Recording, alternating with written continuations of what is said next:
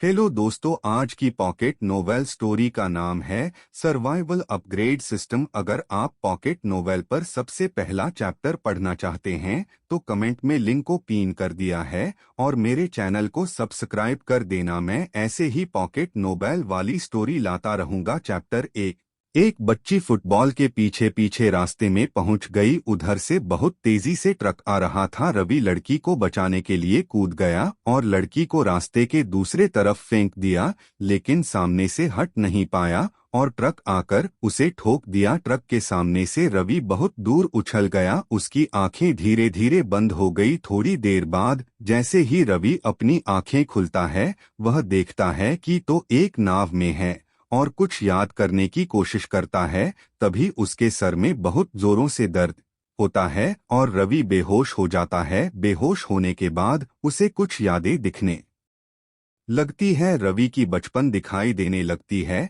सारा बचपन गुजरने के बाद जब रवि की उम्र 15 साल हो गए, शिकारी दल के दल प्रमुख उनके बेटियों को लेकर मेरे साथ शादी करने के लिए आ गए। मेरे पिता मुखिया थे और मैं राजकुमार था। मेरी शादी 4 बहन थी, खूबसूरत लड़कियों के साथ धूमधाम से हुई। मेरी शादी संपन्न होने के बाद एक योद्धा आया और मेरे पिता से कहा, मुखिया जी, हमारे छोटे से आयरलैंड की बांध टूटने वाली है। अरे मैं तो आपको बताना भूल गया, 3 छोटी छोटी आइलैंड है, उसमें से एक रवि का आयरलैंड है और उसमें एक कबीला रहता है जिसे भान कबीला कहते हैं। भान कबीले चारों तरफ बहुत दूर दूर तक नदी है। जिस आइलैंड में भान कबीला रहता है उसकी ऊपरी तरफ पर एक सुरक्षा गिरा है। अगर वह टूट गया, समुद्र का सारा पानी आइलैंड पर आ जाएगा और आयरलैंड डूब जाएगा। अब कहानी की तरफ बढ़ते हैं। उस योद्धा की बात सुनकर मुखिया जी बहुत घबरा जाते हैं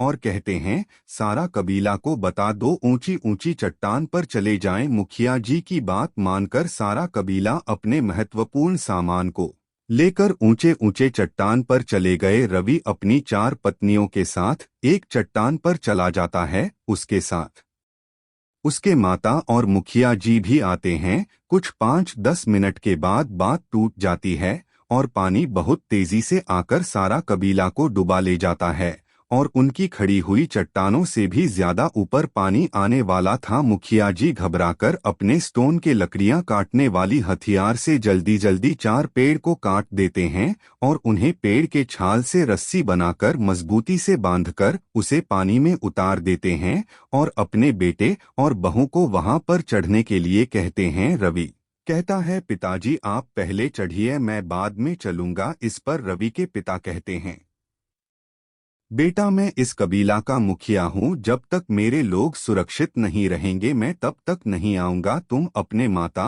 और अपनी पत्नियों के साथ चले जाओ। रवि मैं भी यहाँ पर रहूंगा कहता है, लेकिन उसके पिता नहीं मानते हैं और अपनी पत्नी को अपनी कसम देकर रवि के साथ उसे छोटे से नाव में भेज देते हैं। नाव पानी के बहाव से वहां से निकल जाता है। रवि और उनके 4 पत्नी और माता के साथ वहां से निकल जाते हैं। वहां से निकले हुए उन लोगों को 4 दिन हो गए थे, अभी आगे बढ़ ही रहे थे कि शार्क उनके नाव पर अटैक कर देता है। रवि अपनी पत्नी और माता को दूसरी तरफ जाने को बोलकर अपने लकड़ी वाले भाले से शार्क पर अटैक करता है। शार्क पानी में जाता इधर उधर से अटैक करता। रवि अपनी पत्नी और माता को बचाने के लिए कूदकर शार्क के सिर में भाला घुसा देता है। शक चटपटाने लगता है और रवि को दूसरी तरफ उछाल देता है। रवि पानी में दूसरी तरफ गिर जाता है। शार्क जाकर उसे पर अटैक करने लगता है। रवि सांसें बचते हुए उसके सिर में अंदर तक भाला घुसने लगता है, लेकिन शार्क के अटैक से वह बहुत घायल हो जाता है। जैसे तैसे करके रवि शार्क को मार देता है और तैरते हुए नाव के पास पहुंच जाता है। उनके पत्नियों के साथ उनके माता रवि को हाथ पकड़कर नाव के ऊपर ले आते हैं। रवि ऊपर चढ़ने के बाद नाव में लेटकर जोर जोर से सांस लेने लगता है।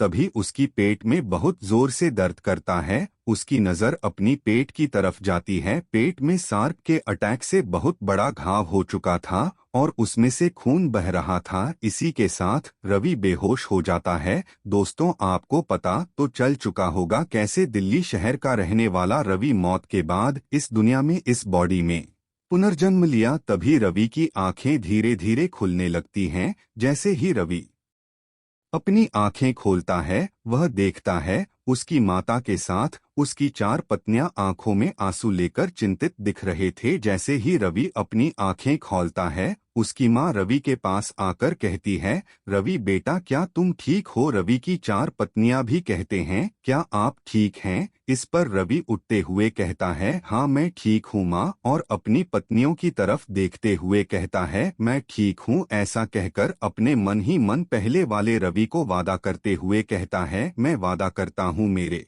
दोस्त, मैं तुम्हारी माँ को अपनी माँ की तरह अच्छे से रखूंगा और मैं तुम्हारी जिंदगी जीऊंगा। पहले जन्म में मेरे माता पिता नहीं रहे तो क्या हुआ, मैं इस जिंदगी में खुद से भी ज्यादा अपने माता का ख्याल रखूंगा। इसी के साथ उसके सामने एक 3D स्क्रीन खोलती है और उस पर लिखा हुआ था, हेलो रवि, मैं आपका मददगार सिस्टम। अपने पिछले जिंदगी में आपने अच्छे कर्म किए थे, इसी वजह से भगवान ने वरदान के रूप में आपको मुझे दिया है। मैं आपकी मददगार सिस्टम। आपने पहली बार सिस्टम को ओपन किया है, इसी वजह से स्वागत के रूप में बेसिक लेवल की क्राफ्टिंग स्किल दिया जाता है। अपने सामने सिस्टम स्क्रीन को देखकर रवि बहुत खुश हो जाता है। तभी उसके पेट से गुड़ गुड़ की आवाज आने लगती है। रवि अपने पेट को पकड़कर कहता है, लो भूख भी लग गई। रवि अपनी नजर उठाकर देखता है, उनके माता और उनकी पत्नियों के मुख में दिख रहा था उनको भी भूख लगी है। रवि उठता है,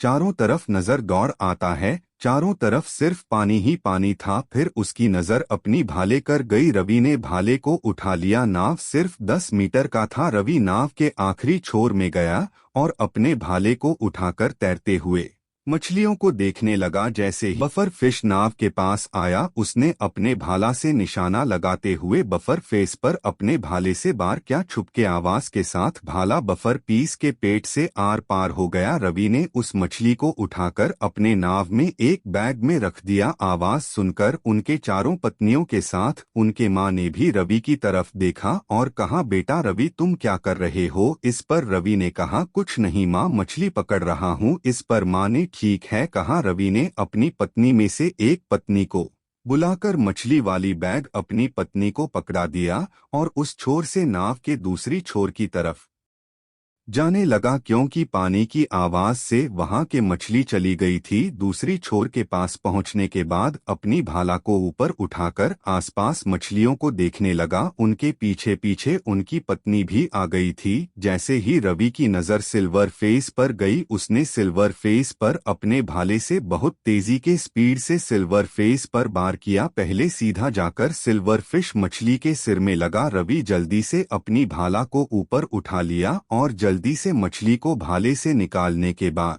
अपनी पत्नी के तरफ मछली को बढ़ा दिया। रवि की पत्नी ने मछली को पकड़कर चमड़े के बैग में मछली को रख लिया। ऐसे ही कुछ समय बाद रवि ने 10 मछली पकड़ ली और अपनी पत्नी के साथ रवि बाकी पत्नियों और माँ के पास पहुँच गए। पहुँचने के बाद रवि अपनी माताजी से कहते हैं, माँ हमने कुछ खाने के लिए 10 मछली पकड़ लिया है। इस पर रवि के माताजी ने कहा, बेटा पहले मेरी बेटियों को पहले बांट दो, बाद में हम खा लेंगे। इस पर रवीना का, क्या हम ऐसे ही खाएंगे, पकाएंगे नहीं? इस पर रवि के माताजी कहते हैं, बेटा आग लगाने की कोई सुविधा नहीं है, हम ऐसे ही कच्चा खाना होगा। रवि ने अपने 4 पत्नियों को 7 मछली दे दी और अपनी माता को 2 दे दी और अपने लिए एक मछली रखकर नाव की आखिरी छोर में जाकर बैठ गया और मछली को अपने स्टोन चाकू से काटकर रवि खाने लगा। तभी उसके सामने सिस्टम स्क्रीन आई। उसे पर लिखा था, अपने बब्बर फिश को मारा, आपको रिवॉर्ड के रूप में 2 अंक प्राप्त हुए। ऐसे ही स्क्रीन पर 10 बार लिखा था, आपके पास पूरा 25 अंक है।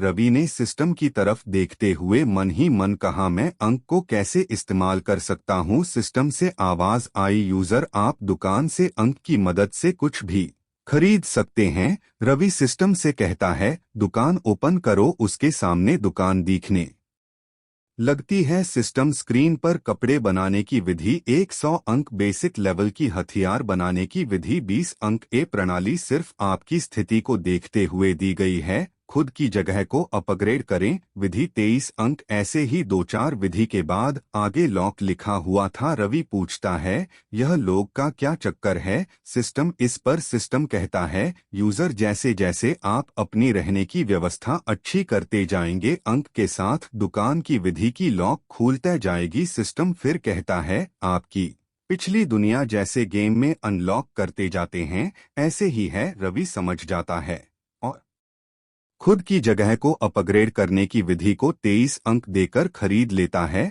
उसके बाद रवि मन ही मन कहता है, सिस्टम खुद की जगह को अपग्रेड दे करो वाली बुक को इस्तेमाल करो। इस्तेमाल जैसे ही रवि करता है, उसके सर में थोड़ी दर्द होती है और उसके सर में कई सारी जानकारी आने लगती है। सारी जानकारी आने के बाद रवि सिस्टम को कहता है, सिस्टम विंडो बंद करो।